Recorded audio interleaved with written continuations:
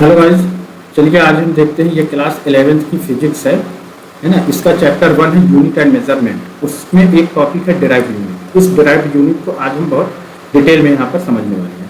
तो derived units होती क्या है कि the units of all physical quantity which can be expressed in term of fundamental units are called derived units. यानी कि डिराइव्ड यूनिट्स वो यूनिट होती हैं जिसको हम फंडामेंटल यूनिट के जरिए डिराइव करते हैं, इसे हम कहते हैं डिराइव्ड यूनिट्स। अब देखो, एक वर्ड यहाँ पर आया है फंडामेंटल यूनिट्स। तो फंडामेंटल यूनिट्स किसे कहते हैं? फंडामेंटल यूनिट्स वो यूनिट्स होती हैं जो पूरी तरीके से इंडिपेंडेंट होती हैं, यानी कि वो किसी यूनिट पर डिपेंड नहीं होती है। जो फंडामेंटल क्वांटिटी होती हैं, फंडामेंटल क्वांटिटी या फिर बेस क्वांटिटीज होती हैं, उसको मेजर के उसके लिए फंडामेंटल यूनिट का इस्तेमाल किया जाता है। और एसआई सिस्टम में, कौन से एसआई सिस्टम में कुल 7 फंडामेंटल यूनिट्स होती हैं। कौन कौन सी? सबसे पहले देखो हमारी आती है लेंथ। तो जिसको हम मीटर में मेजरमेंट करते हैं और इसके लिए सिंबल एम का इस्तेमाल करते हैं। उसके बाद देखो अगली जो फंडामेंटल यूनिट्स वो होती है मास, जिसको हम किलोग्राम में मेजरमेंट करते हैं और इसके लिए सिंबल केजी का इस्तेमाल करते हैं। अगली फंडामेंटल यूनिट्स होती है टाइम, जिसको हम सेकंड में मापते हैं और इसके लिए एस का इस्तेमाल करते हैं। ठीक है। इसके बाद देखो आती है टेम्परेचर। कौन सी?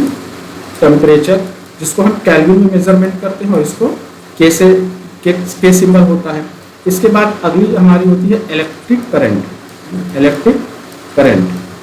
ठीक है। इसको एम्पियर में मेजरमेंट करते हैं और इसके लिए सिंबल ए का इस्तेमाल होता है। इसके बाद देखो एक होती है ल्यूमिनस इंटेंसिटी।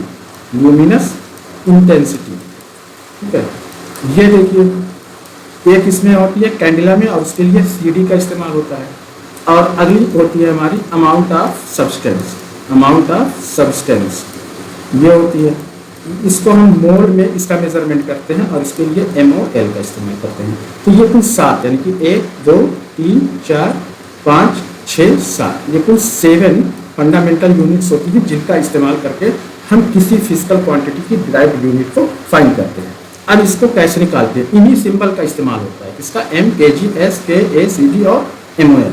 अब यहाँ पे देखो एक फिजिकल क्वांटिटी है एरिया की अगर हमें यूनिट निकालना हो तो देखो एरिया का फार्मूला होता है L into B, length into breath.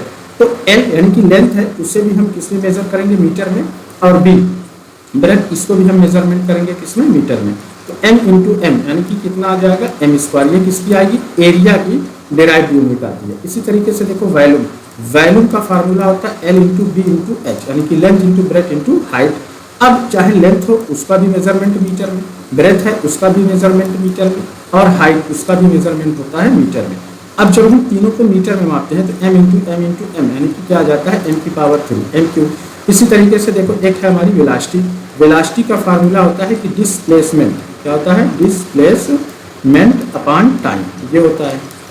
अब यहाँ पे देखो डिस्प्लेसमेंट अगर है तो वो क्या है? वो एक डिस्टेंस है। तो डिस्टेंस का मेजरमेंट होता है M में और टाइम के लिए इस्तेमाल करते हैं S। तो इसकी वेलोसिटी की जो यूनिट आएगी मीटर पर सेकंड, इसको हम लिख सकते हैं MS-1, क्योंकि ये ऊपर जाएगा तो -1 हो जाएगा। इसी तरीके से एक यूनिट होती है, एक क्वांटिटी स्पीड है। स्पीड का भी फार्मूला होता है कि डिस्टेंस अपॉन टाइम, ये होता है डिस्टेंस अपॉन टाइम। अब देखो डिस्टेंस है तो इसका भी मेजरमेंट हम मीटर में करेंगे और टाइम को किसमें? सेकंड में। तो इसका भी जो हमारा यूनिट आएगी मीटर पर सेकंड आ जाएगी। एक्सीलरेशन है ना? ये क्या होता है? इसकी यूनिट हम कैसे निकालेंगे? तो ये हमारा होता है कि वेलोसिटी अपॉन टाइम। इस तरीके से हो गया। तो वेलोसिटी को हमने किसमें लिया था? वेलोसिटी का अभी हमने निकाला है, क्या आया है? मीटर पर सेकंड यूनिट, इसकी मीटर पर सेकंड। और टाइम का क्या होता है? सेकंड। अब ये S जो ये सेकंड जब ऊपर जाएगा S है तो यहाँ पर S-1 हो जाएगा, तो ये आ जाएगा हमारा मीटर पर सेकंड स्क्वायर। ये किसका आता है? ये आता है हमारा एक्सीलरेशन। अब एक अगली क्वांटिटी है मोमेंटम का देखो फार्मूला होता है कि मास इंटू वेलोसिटी। तो मास को हम रिप्रेजेंट करते हैं किससे? kg से। और वेलोसिटी का जो हमने निकाला है वो मीटर पर सेकंड। तो इस तरीके से मोमेंटम की जो यूनिट आ जाएगी वो आ जाएगी किलोग्राम मीटर पर सेकंड। ये किसकी आएगी? ये आएगी हमारी वेलोसिटी की। फोर्स का देखो फार्मूला होता है कि मास इंटू एक्सीलरेशन। ये होता है। अगर इसको हम फार्मूला लिखें तो क्या होता है, m इंटू ए। तो यहाँ देखो मास को किलोग्राम में और एक्सीलरेशन का कितना आता है, यूनिट है मीटर पर सेकंड स्क्वायर। इस तरीके से फोर्स की हो जाएगी किलोग्राम मीटर पर सेकंड स्क्वायर। ये किसकी आती है, ये फोर्स की आएगी। फोर्स की एक और यूनिट होती है न्यूटन, इसे भी आप याद रखें, ठीक है। अब देखो अगली यूनिट है हमारी एनर्जी या वर्क की, force into displacement, force into displacement ये होता है। तो फोर्स का हमने क्या निकाला है, फोर्स का आया है किलोग्राम मीटर पर सेकंड स्क्वायर, और डिस्प्लेसमेंट ये क्या है, एक डिस्टेंस है, इसको हम किसमें मेजर करेंगे, मीटर में। तो यहाँ पे m और ये m तो हो जाएगा मीटर स्क्वायर, तो इसकी यूनिट आ जाएगी किलोग्राम मीटर स्क्वायर पर सेकंड स्क्वायर। ये किसकी आती है, ये एनर्जी या वर्क की आ जाएगी, ठीक है। अब देखो एनर्जी या वर्क की एक और यूनिट है ना, वर्क की एक और यूनिट होती है जूल, इसे आप याद रखिए, ठीक। पावर को देखो फार्मूला होता है वर्क अपॉन टाइम। तो वर्क का आया है देखिए किलोग्राम मीटर स्क्वायर पर सेकंड स्क्वायर, और टाइम की होती है एस।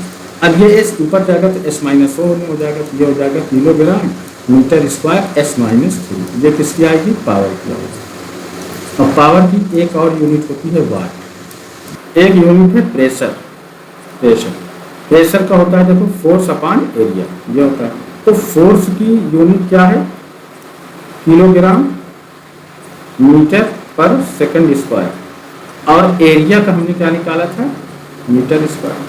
अब देखो एक m से एक m कैंसिल हो जाएगा, यहाँ पर m बचा, ऊपर जाएगा तो m माइनस 1 हो जाएगा, ये आ जाएगा किलोग्राम पर मीटर और पर सेकंड स्क्वायर। ये किसकी आती है, ये आती है हमारी प्रेशर की। और प्रेशर की एक और यूनिट होती है पास्कल। डेंसिटी, डेंसिटी का होता है कि मास अपॉन वॉल्यूम।